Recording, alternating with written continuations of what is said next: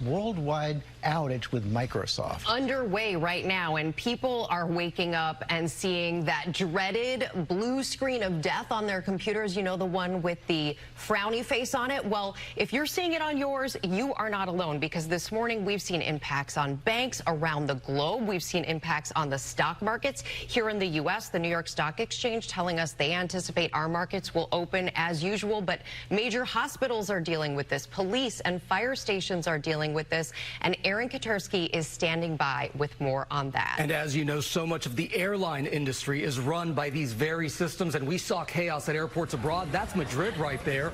Right now, the number of global delays, 17,000 flights and counting. Let's take a live look at Newark Airport right now. So many planes on the ground. Errol Reshef is across the way at LaGuardia Airport. Errol, what's happening there? Hey, George, good morning. That outage forcing major carriers like American, Delta, and United to halt all of their flights overnight. You can see that all of these passengers are gathered here in this terminal. They are frustrated. They are searching for answers about when their flights may actually take off. Now, we're hearing this morning that some of these carriers are now operational again, but it is going to take time to get everything up and running, so you can expect major delays throughout the day today. Now, as you guys mentioned, if you looked at your personal computer, you may have seen that so-called blue screen of death. You may have even seen a frowny face. Well, Microsoft says that it did have interruptions to its cloud services overnight. It also had interruptions to its 365 apps. Now, that cybersecurity agency CrowdStrike says that it has identified the issue in this global outage and has identified a fix.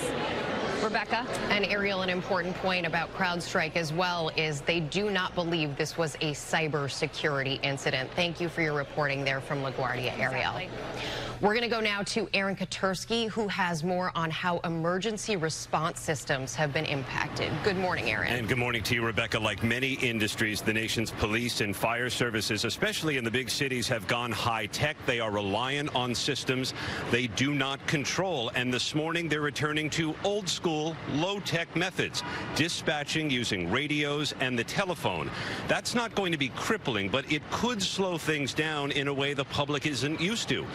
Computers at the Justice Department, we're told, are affected, and so far there's no indication, though, it's affecting law enforcement activities in the field.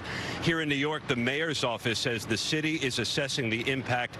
Emergency operations, including 911, are not affected, but it is, guys, a reminder of how dependent we all are on interconnected systems that are potentially vulnerable. Guys. Oh, yeah.